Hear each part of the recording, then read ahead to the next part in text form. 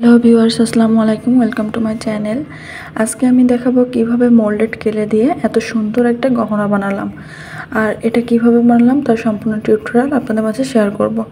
তো এটা করার জন্য আমি প্রথমে ফেব্রিকালের যে মোল্ডেড ক্লে সেটা নিয়েছি। এর ভিতর হচ্ছে দুইটা প্যাকেট থাকে, একটা হচ্ছে হার্ডনার, অন্যটা হচ্ছে রেজিন। তো দুইটা সম পরিমাণ নিয়ে তারপর হচ্ছে দুইটা একসাথে ভালো করে মাখাতে হবে। এমনভাবে মাখাতে হবে যাতে এটা হচ্ছে গোল করলে বা রাউন্ড করলে কোনো ফাটল না থাকে। আর আমি এখানে আইসকুল পাউডারটা ব্যবহার করছি যাতে এটা হাতে লেগে না যায়। তো আপনারা চাইলে অন্য কোনো পাউডারও ব্যবহার করতে পারেন। এরপর আমি এটা খুব ভালো করে হাতে মেখে দেন হাতের ভিতর চাপ দিয়ে দেখুন একটা শেপ করে নিয়েছি। এখন এই শেপ করার জন্য আমি হরলিক্সের আরেকটা যে কৌটা ছিল সেই কৌটা দিয়ে আমি একটা গোল শেপ করে নিলাম, বা এতটুকু পরিমাণ আমি গহনাটার গোল রাখবো বা চওড়া রাখবো, এই জন্য আমি হচ্ছে এতটুকু শেপ করে নিয়েছি। এরপর একটা পাইপের মাধ্যমে, যে জুস খাওয়ার পাইপ থাকে তার মাধ্যমে আমি এটা একটা ফিনিশিং দিয়ে নিচ্ছি। তারপর একটা মাম পটের বোতলের মুখ আমি এভাবে একটু বসিয়ে দেন এটাও কেটে নিচ্ছি। তো আমি হচ্ছে ভিতরে ফাঁকা রাখবো আর সাইডে ডিজাইন করব। এরপর যে আমার জুসের পাইপটা ছিল সেটা হালকা একটু কেটে দেখুন একটু কোনা করে কাটলাম, তাহলে একটা পাতা শেপ হলো। এখন আমি এই পাতা শেপ দিয়ে একটু লাভ লাভ শেপ করে নিচ্ছি। লাভও বলতে পারেন বা দুইটা পাতা একসাথে বলতে পারেন। তো এভাবে করে শেপ দিয়ে নিচ্ছি, আপনারা চাইলে এখানে গোল শেপও দিতে পারেন। এরপর আমি দেখুন একটা হালকা একটু কেলে নিয়ে এরকম চওড়া করে তারপর হচ্ছে এটা ডালের কাজ করব। আর এটা আমি আঠা দিয়ে বসাবো, এই জন্য আমি ফেব্রিকালের যে আঠাটা বা গুলুটা সেটা ব্যবহার করছি। তো এর উপরে হচ্ছে শুকনা থাকা কাঁচা থাকা অবস্থায় লাগালে এমনিই লেগে যাবে। তো তারপরেও আমি কোনো রিস্ক নিতে চাচ্ছি না, আমি এখানে আঠা দিয়ে লাগিয়ে নিচ্ছি। এতে করে এটার স্থায়িত্ব বা যে অনেক দিন টেকসই হবে। তো এভাবে লাগানোর পর এখন আমি পাপড়ির কাজ করব। পাপড়ি করার জন্য আমি এখানে আঠা দিয়ে নিচ্ছি। পাপড়ি বা পাতা যেটা বলেন, ফুলের পাপড়িও সেমভাবে করব, আর হচ্ছে যে ডালের পাতা সেটাও সেমভাবে করব। হালকা একটু নিয়ে দেখুন একটু চাপ দিয়ে আমি এভাবে পাতা শেপ করে নিচ্ছি।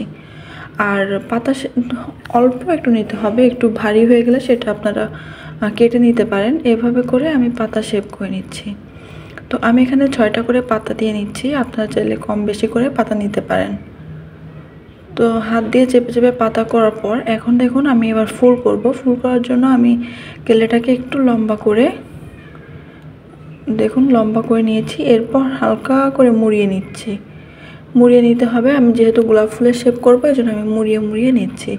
এরপর আমি অল্প অল্প কেলে নিয়ে হালকা চ্যাপটা করে বা গোল রাউন্ড করে নিচ্ছি। নেওয়ার পর দেখুন ফুলের সাইড দিয়ে আমি এটা বসিয়ে নিচ্ছি। ফুল যেমন ছোট ছোট করে পাপড়ির মতো হয় ঠিক সেরকম করে আমি ছোট ছোট করে গোল করে তারপর হচ্ছে পাপড়ির মতো করে এখানে শেপ করে নিচ্ছি।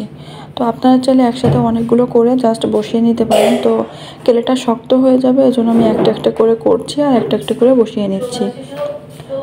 এভাবে করে মানে আপনারা যতগুলো পাপড়ি করতে চান বা যত বড় করতে চান সেইভাবে এটা হচ্ছে বসিয়ে নেবেন। তারপর আমি চ্যাপটা করব, এই জন্য আমি পিছন সাইডটা কেটে দেন এর উপরে বসিয়ে দিচ্ছি আঠা দিয়ে। তো সেম প্রসেসে আমি উভয় সাইডে এরকম পাপড়ি প্লাস ফুলের পাপড়ি প্লাস হচ্ছে পাতা করে নিচ্ছি ডালসহ। এখন আমি বড় একটা ফুল করব, এই জন্য সেমভাবে আমি বড় ফুল করছি আর পাতা দিয়ে দিয়ে করছি। আর বড় ফুল যেহেতু পাপড়ি অনেকগুলো হবে, আর এখানে আমি পাপড়িগুলো আঠা দিয়ে অ্যাটাচ করে নিব, যেহেতু আমার কেলেটা একটু শুকিয়ে গিয়েছে। আর মোল্ডেড কেলেটা শুকাতে একটু দেরি হয়। আপনারা যদি সিল ব্যবহার করেন বা এম সিল যেটা বলে সেটা ব্যবহার করেন তাহলে এটা শুকাতে আরও তাড়াতাড়ি হবে। আর সেটা হচ্ছে কালো কালারের হয়, আর এটা হচ্ছে একটু সাদাটে কালারের হয়। তো এভাবে আমি গোলাপ ফুলের শেপটা করে নিলাম। তারপর আমি এটা আঠা দিয়ে লাগিয়ে নেব। সেমভাবে আমি এখানে সবগুলো কাজ করে নিলাম। আমি একটু বড় পাপড়ি করে নিয়েছি, তারপর হচ্ছে ছোট পাতা করে নিয়েছি। এখন আমি এটা কালার করব। কালার করার জন্য আমি এখানে কিপ স্পাইলিংয়ের তুলিটা ব্যবহার করছি আর পেডিলাইটের ফেব্রিকাল অ্যাক্রিলিক কালারটা ব্যবহার করছি। তো আমি এখানে প্রথমে পাতার কাজ করব, এই জন্য আমি সবুজ কালারের পাতা করে নিচ্ছি। আর কাজটা করার জন্য অবশ্যই তুলিটা আগে ভিজিয়ে নেবেন, তারপর মুছে নেবেন। আর অবশ্যই যে কৌটাটা রং করবেন সে কৌটাটা আগে ঝাঁকিয়ে নেবেন। তারপর এটা হচ্ছে খুব ভালো করে অ্যাপ্লাই করে নেবেন। এরপর আমি রেড কালারটা ব্যবহার করছি, যেহেতু গোলাপ ফুল লাল হলুদ বিভিন্ন কালারের হয়ে থাকে। তো আমি এখানে লাল কালারের গোলাপটা করছি। আর এমনভাবে তুলিটা ঘোরাবেন বা তুলি দিয়ে এমনভাবে রঙটা করবেন যাতে সব সাইডে, ভিতর সাইডে, উপর সাইডে, সব সাইডে রঙগুলো ভালো করে লাগে। এরপর আমি হলুদ কালারের গোলাপ ফুল ব্যবহার করছি বা গোলাপ করছি। আমার কাছে হলুদ গোলাপ খুব ভালো লাগে, কালো গোলাপও খুব ভালো লাগে। আপনাদের কার কোন গোলাপ ভালো লাগে অবশ্যই কমেন্টস করে জানাবেন। তো আমি এখানে হলুদ, লাল, গোলাপি বিভিন্ন কালারের গোলাপ ফুল করে নিলাম।